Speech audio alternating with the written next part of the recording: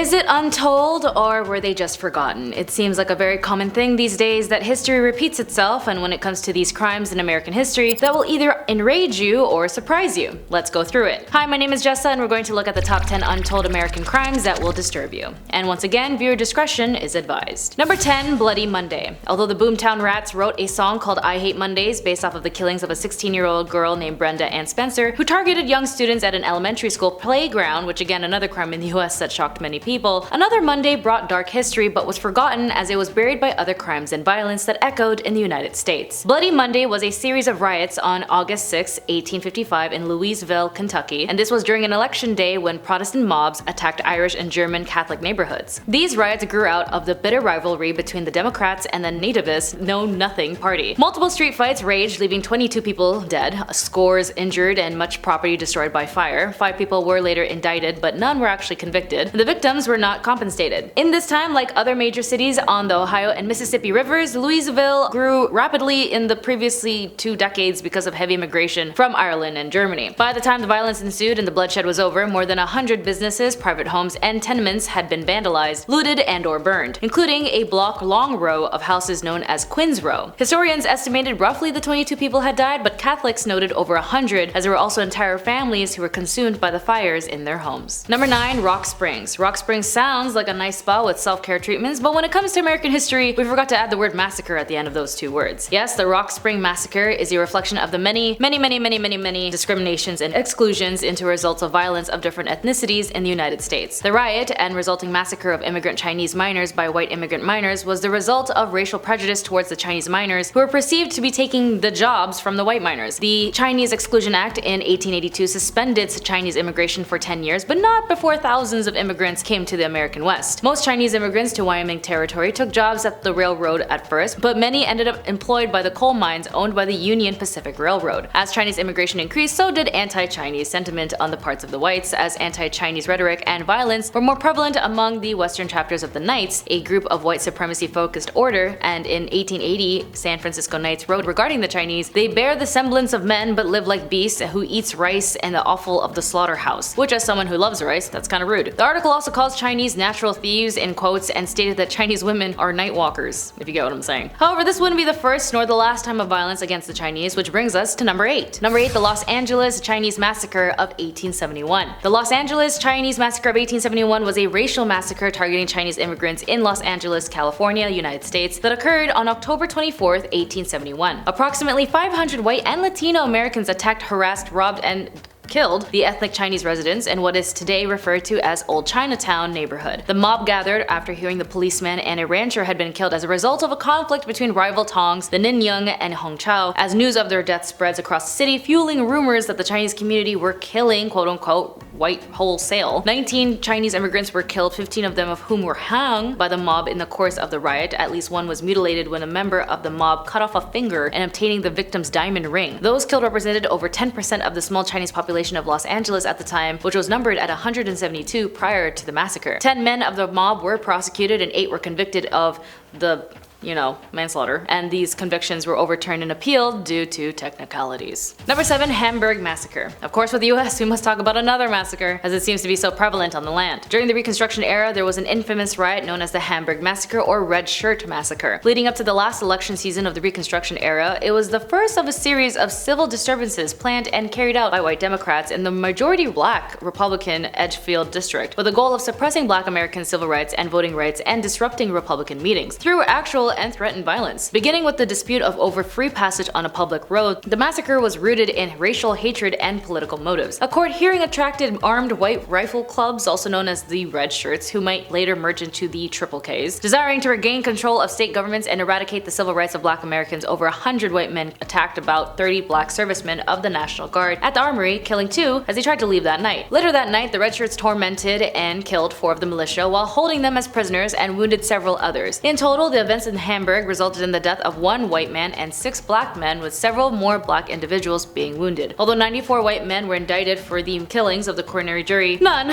were prosecuted. Number 6. Charleston. Yes, when it comes to violence against minorities and people of color, the US seems to be pretty adamant with that. In tying into more recent historical events, as this is also part of history, reflecting on number 7 is in number 6 with the unfortunate Charleston church shooting. Although this occurrence happened in 2015, the result of its hate crime was in a reflection of anti-blackness which took place in Charleston, South Carolina. 9 people were killed and the 10th was injured. The crime took place during the Bible study at the Emmanuel African Methodist Episcopal Church, one of the oldest black churches in the southern United States. Among the fatalities was the senior pastor, state senator, and at the time was noted as the deadliest mass violence that took place at a place of worship in the US history. Dylan Roof, who was the guilty party as he was 21 years old at the time, committing said crime, with images of him holding racist propaganda and posting a manifesto of his ambitions. After he was arrested, he later confessed that he committed the violence in hopes of igniting a race war, as well as according to his roommate, Roof expressed his support for racial segregation in the United States and he wanted to start a civil war.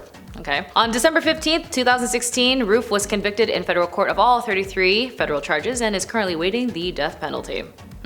Number 5. Know Nothing Riot. I know about nothing as much nothing knows about me, but somehow, some who may not know, the Know Nothing movement was a natives political movement in the United States in the mid-1850s. The national political organization, also known as the Know Nothing, was officially known as the Native American Party prior to 1855. Thereafter, it is simply known as the American Party. Members of the movement were required to say, "I know nothing," whenever they were asked about specifics by outsiders, providing the group with its name. Mainly composed of Protestants, they had a huge resentment against Catholics and opened up what would be the Know Nothing riots, which apparently had a lot of riots throughout the years of 1844 to 1858. In the 5 months leading to the riots, nativist groups had been spreading false rumors that Catholics were trying to remove the Bible from public schools. Really, Catholics out of all people? Because of this rumor, it opened a chain reaction of violence against the Catholic community, especially the Irish Catholics that immigrated there. In relation to our number 10, Bloody Monday, it also was in association against the Irish as well as German immigrants who are also Catholic at the time. Number 4, the Greek Town Riot. Well, in US history, if you're an immigrant, you're bound to experience violence,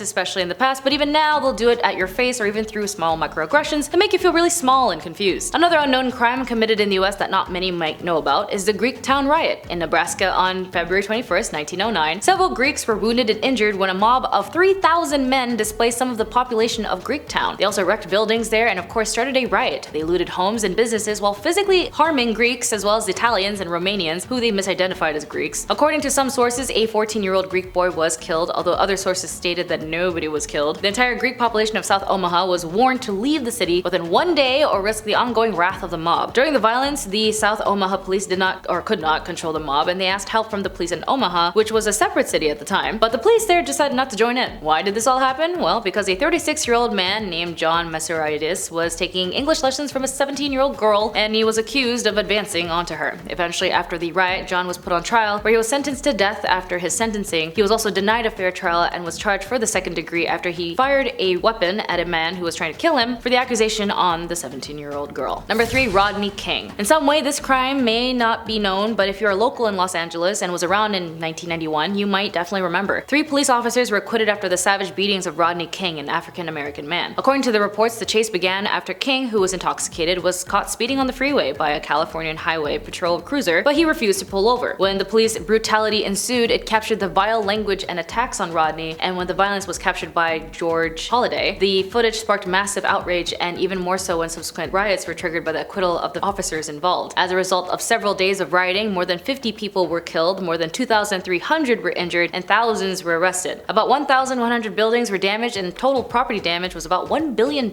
which makes it the riots of one of the most devastating civil disruptions in American history. However, the events brought to the forefront concerns about racism and police brutality with the LAPD, as well as police brutality as a whole. But it wouldn't be until 2020 when another incident of violence caused by the police on George Floyd sparked another outcry on the lack of justice caused by law enforcement. And so many others since then remained unnoticed, like Tamir Rice, Trayvon Martin, Breonna Taylor, and so many more, all the names that will never be forgotten. Number 2, Tulsa. The Tulsa Race Massacre, also known as the Tulsa Race Riot or the Black Wall Street Massacre, was a 2-day-long white supremacist terrorist massacre that took place between May 31st and June 1st, 1921, when mobs of white residents, some of whom had been appointed as deputies and armed by city government officials attacked black residents and destroyed homes and businesses of the Greenwood district in Tulsa, Oklahoma. The event is considered one of the most worst incidents of racial violence in American history, and the attackers burned and destroyed more than 35 square blocks of the neighborhood at the time, one of the wealthiest black communities in the United States, also known as Black Wall Street. In Don't Let Them Bury My Story, Viola Fletcher, a 109-year-old woman, as the last survivor of the Tulsa Massacre, recalls the horrific night in 1921. Viola Fletcher can still vividly remember the smell of her thriving neighborhood burning. She was only 7 years old when the massacre happened, and states in her book, quote, "You know, I can still smell the smoke, the burning. I remember the bodies, all the black bodies in the street. The sound of the guns, they didn't stop, and I can still hear them. I haven't forgotten that. I can't forget that. You can't forget. It doesn't go away." End quote. Thankfully, with activists and historians giving Viola a platform to tell her story, her book, as I mentioned, Don't Let Them Bury My Story, allows her to speak on her experiences of brutality and malice of that time. But like in Childish Gambino, This Is America, the trial and hearing for the massacre delayed her ruling on the defendant's motions to dismiss the case. But either way, her story isn't dismissed, for the people will forever know the truth. Number 1. The Trail of Tears. The Trail of Tears was an ethnic cleansing and forced displacement of approximately 60,000 people of the 5 civil tribes between 1830 and 1850 by the United States government. The process of cultural transformation of their traditional ways of life towards a white American way of life as proposed by George Washington and Henry Knox was gaining momentum, especially through the Cherokee and Choctaw. Although Jackson was not the sole or original architect of removal policy, his contributions were influential to its trajectory. Jackson's support of the removal of the Indians began as at least a decade before in his presidency. Indian removal was Jackson's top legislative priority upon taking office. After being elected president, he wrote in his first address to Congress, "The immigration should be voluntary, for it would be cruel as unjust to compel the Aborigines to abandon the graves of their fathers and seek a home in a distant land, as if any of it was voluntary." Even for some scholars, they labeled the displacement as genocidal acts, as historian Jeffrey Alsler argues that when genocide was not unequivocally carried out, the threat of genocide was used to ensure natives' compliances with removal policies, and concluded that, in quote, "in its outcome and the means of use to gain compliance, the policy had genocidal dimensions." Like the Nakba in 1948 and 2023 in Palestine, displacement of any indigenous people in general is a crime. Well, that's all for today. Thank you for joining me, and then of course there are so many stories untold or forgotten history that I feel deserve to be reminded. After all, history does repeat itself, and it's time to stop. Be sure to like and subscribe. My name is Jessa. I wish you all the best, and goodbye.